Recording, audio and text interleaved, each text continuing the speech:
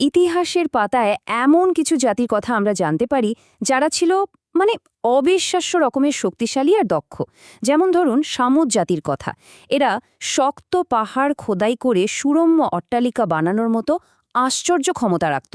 কিন্তু একদিন তারা ইতিহাস থেকে পুরোপুরি নিশ্চিহ্ন হয়ে যায়, রেখে যায় কেবল তাদের সৃষ্টির ধ্বংসাবশেষ। তো প্রশ্ন হলো, কি ঘটেছিল তাদের সাথে? এটা কি শুধুই প্রকৃতির রোষ ছিল, নাকি এর পেছনে লুকিয়ে আছে আরও গভীর, আরও অমোঘ কোনো কারণ? আজকের এই বিশ্লেষণে আমরা ঠিক এই মূল প্রশ্নটিরই উত্তর খুঁজব। আমরা দেখব যে এই সভ্যতাগুলোর পতন আসলে কোনো আকস্মিক দুর্ঘটনা ছিল না, বরং এটা ছিল তাদের নিজেদেরই কৃতকর্মের এক অবশ্যম্ভাবী পরিণতি। চলুন ইতিহাসের পাতা থেকেই সেই উত্তরগুলো খুঁজে বের করার চেষ্টা করি। দেখুন, এই পুরো আলোচনার কেন্দ্রবিন্দু হল একটাই শব্দ: সীমা লঙ্ঘন। এর মানে হল এমন কিছু ঐশ্বরিক নিয়ম বা বাউন্ডারি আছে যা পার করাটা চূড়ান্তভাবে নিষিদ্ধ।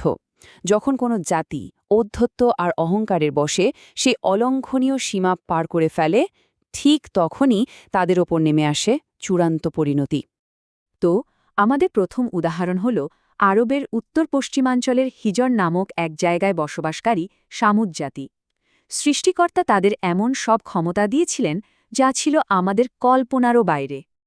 তাদের ক্ষমতা ঠিক কতটা অসাধারণ ছিল জানেন? তারা হাতুড়ি ছেনি দিয়ে পাহাড়ের ভেতরটা এমনভাবে খোদাই করে প্রাসাদ বানাতো যেন শক্ত পাথর তাদের হাতে মোমের মতো নরম হয়ে গেছে।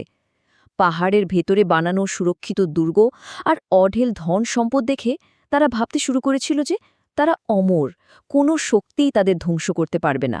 আর এই অহংকারই আসলে তাদের অন্ধ করে দিয়েছিল। ঠিক তখনই সৃষ্টিকর্তা তাদের সতর্ক করার জন্য তাদেরই মধ্য থেকে হজরত সালেহ আলাইসাল্লামকে নাবী হিসেবে পাঠান। তিনি তাদের বোঝানোর চেষ্টা করলেন, শোনো, এই ক্ষমতা তোমাদের নিজেদের নয়, বরং এক আল্লাহর দান। কিন্তু ক্ষমতার মোহে অন্ধ নেতারা তাকে নিয়ে ঠাট্টা তামাশা শুরু করে দিল। তারা বলতো, সালে, তুমি তো পাগল হয়ে গেছ, তোমার ওপর কেউ জাদু করেছে। হজরত সালেহ যখন তাদের এক আল্লাহর পথে ডাকতেই থাকলেন, তখন ওই অহংকারী নেতারা তাকে মিথ্যাবাদী প্রমাণ করার জন্য একটা ফন্দি আঁটল। তারা ভাবল এমন এক অসম্ভব শর্ত দেবে যা পূরণ করা কোনো মানুষের পক্ষে সম্ভবই নয়, আর এভাবেই তারা সালেহকে সবার সামনে ছোট করতে পারবে। তারা একটা বিশাল নিরেট পাথরের পাহাড়ের দিকে ইশারা করে বলল, যদি পারো তোমার আল্লাহকে বলো এ পাথর ফাটিয়ে এর ভেতর থেকে একটা জীবন্ত 10 মাসের গর্ভবতী উটুনি বের করে আনতে।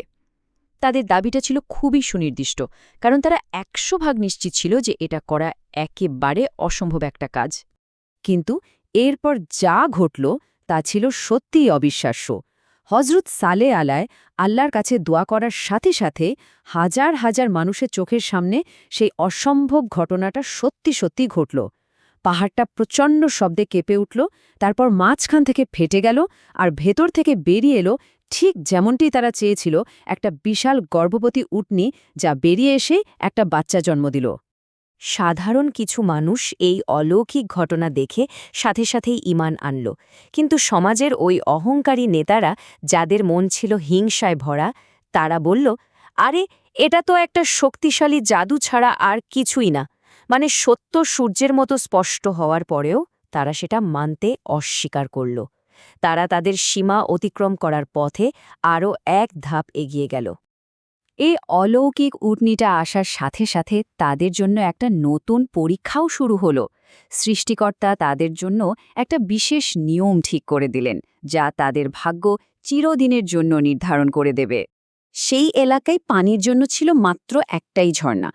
তো নিয়মটা ছিল এরকম: একদিন শুধু উটনিটা সেই ঝর্ণার সবটুকু পানি পান করবে, সেদিন আর কেউ পানি নিতে পারবে না। আর ঠিক তার পরের দিন শহরের সবাই এবং তাদের পশুরা পানি নেবে।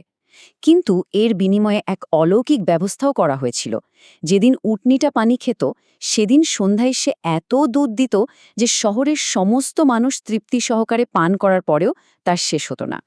কিন্তু এই ঐশ্বরিক নিদর্শন আর প্রাচুর্য, এগুলো ওই অহংকারী নেতাদের সহ্য হল না।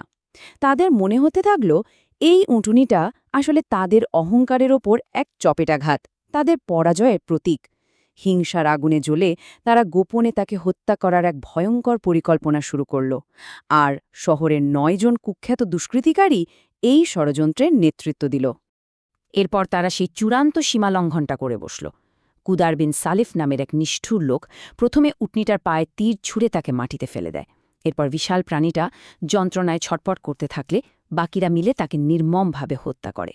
তার বাচ্চাটা ভয় চিৎকার করতে করতে পাহাড়ে চূড়ায় উঠে যায় এবং 3 বার করুণ আর্তনাদ করে, যেন সে তার রবের কাছে এই নৃশংসতার নালিশ জানাচ্ছিল।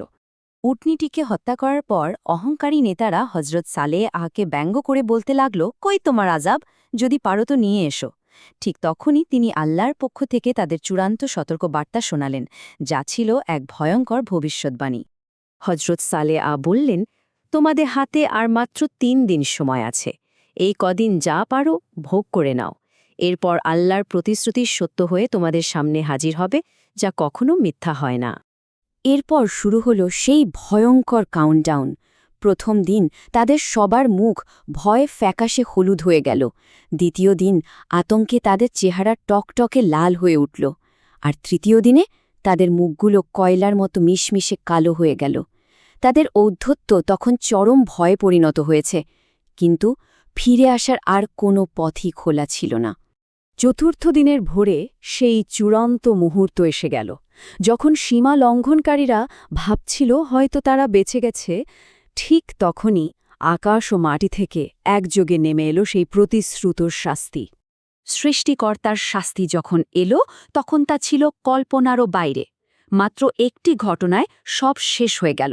আল্লাহর নির্দেশে ফেরেশতা হজরত জিব্রাইল আকাশ থেকে এমন এক বিকট গর্জন করলেন, যা তাদের হৃৎপিণ্ডকে বিদীর্ণ করে দিল। একই সাথে মাটি কাঁপতে শুরু করল প্রচণ্ড ভূমিকম্পে। এক মুহূর্তে সেই শক্তিশালী জাতিটা, যারা নিজেদের অমর ভাবত, তারা শুকনো খড়কুটোর মতো ছিন্ন ভিন্ন হয়ে গেল। আর এই ঘটনাটা কিন্তু শুধু সামুদ জাতির ক্ষেত্রেই ঘটেনি। লূত আলাহের জাতি যখন প্রাকৃতিক নিয়ম লঙ্ঘন করে বিকৃতিতে জড়িয়ে পড়েছিল, তখন তাদের শহরকে উল্টে দিয়ে আকাশ থেকে পাথর বৃষ্টি বর্ষণ করা হয়েছিল। ফেরাউন যখন নিজেকে খোদা দাবি করে চরম স্বৈরাচারে মত্ত হয়েছিল, তখন তাকে সমুদ্রে ডুবিয়ে মারা হয়েছিল এবং তার দেহকে ভবিষ্যৎ প্রজন্মের জন্য নিদর্শন হিসেবে সংরক্ষণ করা হয়েছে। মানে প্রত্যেক সীমালঙ্ঘনের শাস্তি ছিল তাদের কাজেরই এক ভয়াবহ প্রতিচ্ছবি। এই প্রাচীন সভ্যতাগুলোর গল্প আমাদের এক মৌলিক প্রশ্নের সামনে দাঁড় করিয়ে দেয়।